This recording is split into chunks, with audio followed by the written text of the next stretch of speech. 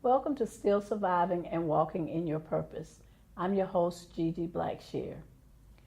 Hope is the ability to keep going day after day in spite of trials and tribulations. Our next guest has an amazing story of hope and strength. Please welcome to our show, Miss Shennette Sparks. Thank you for having me, Gigi. Thank you, Shennette, for being with us. So, Shennette, please tell our audience, who is Shennette Sparks? Well, Shennette Sparks is a wife, a mother, a coach, a mentor, a motivational speaker. I'm a vessel that's basically open for God to use me to fulfill His purpose. I'm a very driven woman, a woman of purpose, of substance, who love helping and motivating youth and kids. What a blessing. What a blessing. And you said some really powerful words, some key words, a motivator, a coach. All of those things are so needed today. You know, we know that there's trials and tribulations all around us. So to have that kind of commitment and desire to help others is really, really powerful. So Shennette, tell us your story.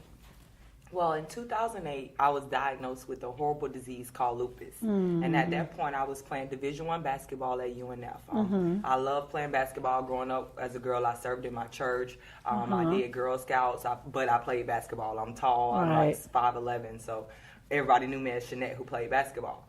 So at that time, I played basketball at UNF. After one of our end-of-the-season workouts, I just passed out. Oh, my. And when I woke up, it's like the trainer and everybody was over me saying, "Chef, you okay?" Because at that time, my last name was Sheffield. And it was like, "Chef, you okay?" And me being Chef, I was okay.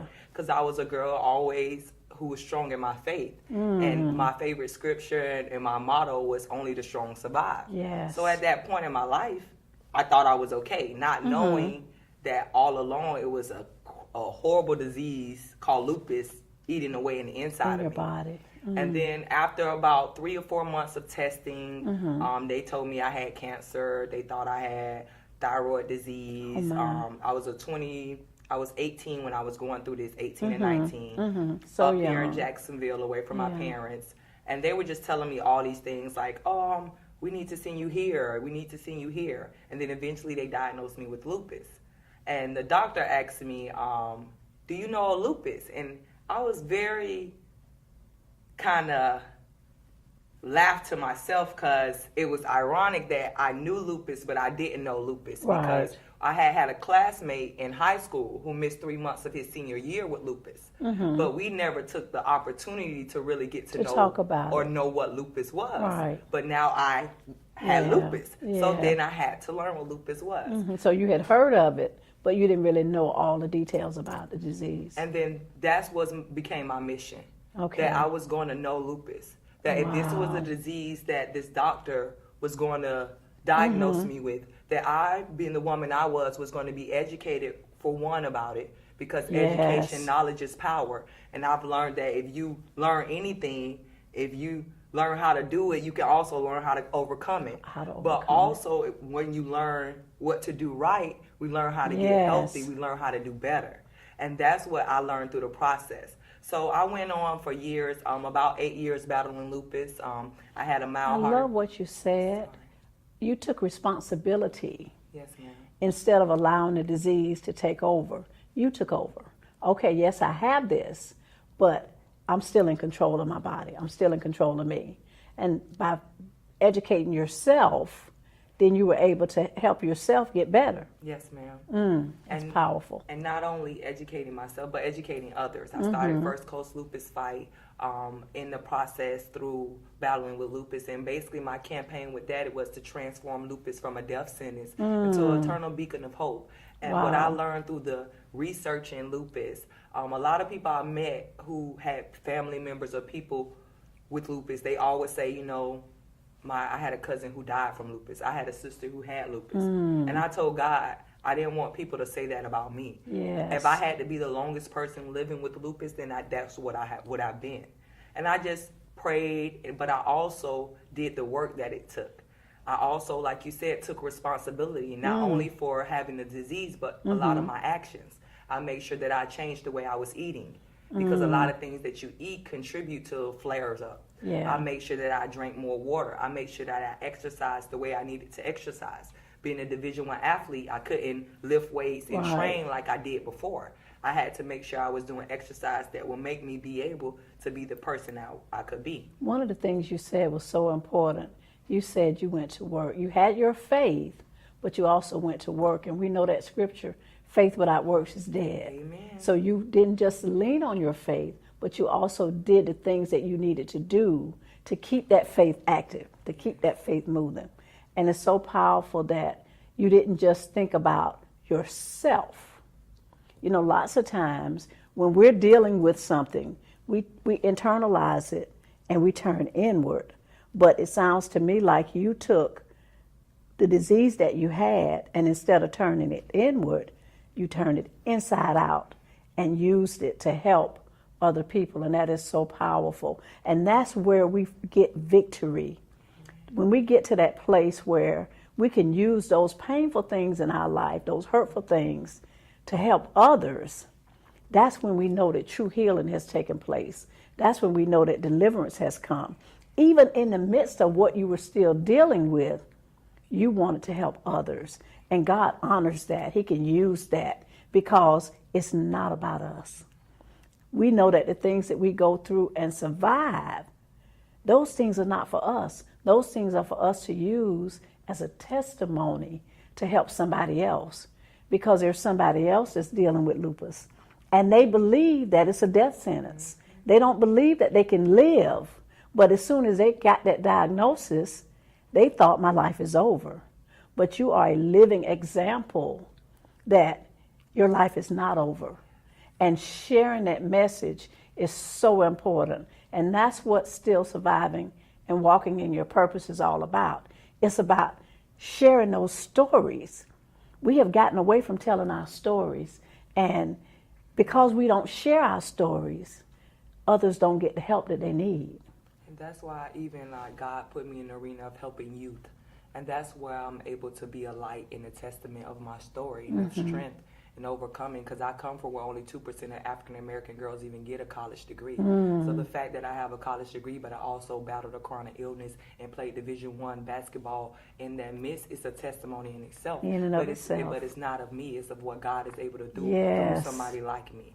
And that's right, we have to share our stories, because it's women with lupus that think they can't have children. So that's why I'm glad I said yes and not no like the doctors wanted us to. We didn't have the abortion, but my daughter is here as a testament. And you have a beautiful daughter. Thank you. And a miracle to not only to me, to other women. I have women now that Facebook me, Instagram me, that say because they see me having with my daughter, now it's hope. And that's all it's about. If I can be a light to give somebody else life, hope, and strength, then God didn't just use me. I want to be used for that. Because you're right, it's so many people suffering.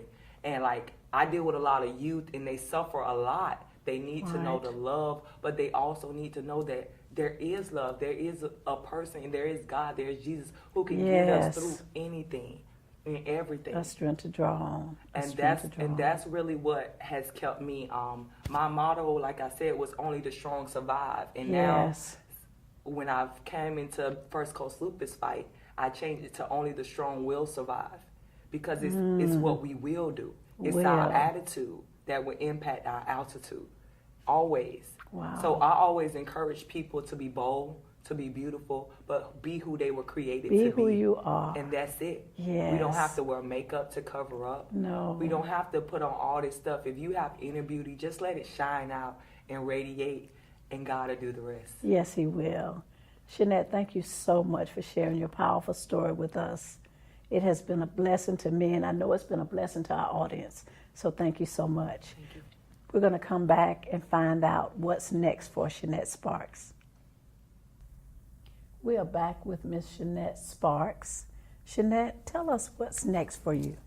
Well, I'm only 28, so young. yes. So I just want to, like I told you earlier, just be used by God. So I'm in the process of publishing a couple books, quote books, and a prayer journal to motivate and teach kids how to pray and spend and get intimate and spend time understanding God for themselves. Do you have a title for your book? It'll be called Training with a Purpose, because I am a coach. A trainer, okay. Yeah, so and I believe everything we do with God, He's developing us for the next season. Yes. And then eventually I want to, in 2017, I want to publish my book about standing tall against lupus, and it'll be Standing Tall with Shennette Sparks. Oh, that's wonderful. I love that. And currently I also have a video blog on YouTube, and it's called Standing Tall with Shennette Sparks, and I do weekly video series on anything that deals with lupus, but any topic that also motivate and inspire women.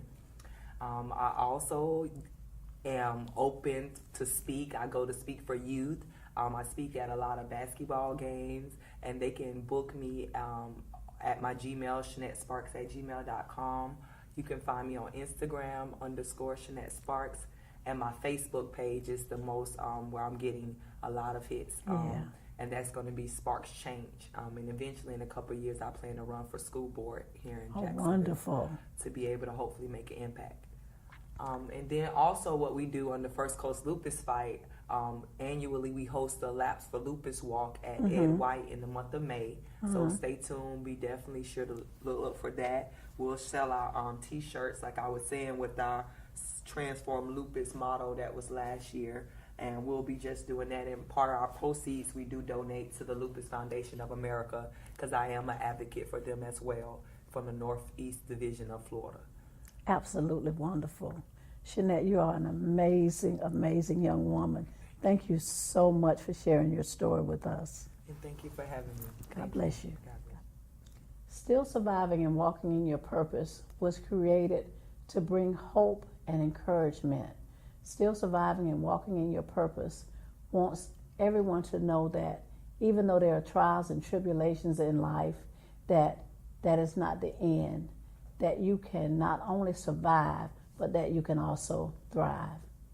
Next, we're going to hear from Dr. Mia Wilson with some additional resources. Welcome back to our show, Dr. Mia Wilson. Dr. Wilson, welcome again. Thank you. Dr. Wilson, Shennette Sparks' story was amazing. Such a powerful testimony of hope and courage and determination. We know that lupus is a very terrible disease, and we know that it strikes, there's no rhyme or reason. Are there some resources that you can offer to help us better understand lupus? Well, I think one of the things, too, that people need to realize that some people with lupus also can develop depression, anxiety, grief, because they feel that this is the end of their life, as she was indicating. And so they go through this grief-like symptoms. They also have a lot of fear because they don't know what is next in their life, and the fear of the unknown. And a lot of times that we're in our society, we're not really proactive, we're more reactive. And so it's not like if I don't have lupus or any other particular disease, then I'm going to go to get educated on it until it actually happens to me or somebody that's very close to me. I really applaud her story because you know there is a mind, body, spirit connection. Yes. And that power of positive thinking and having a powerful connection with their spirituality. No matter what's going on with my body, is one that can drive me into saying, you know what? No, I'm not going to let this beat me. I'm going to have a positive attitude about this, and I'm going to rise above it, above all. There's quite a few support groups that are out there. I think Shennette had mentioned quite a few, and she has actually had some great ones herself. But Facebook is one of the avenues to be able to get more information. Get more information. And she also mentioned the Lupus Support Group of America.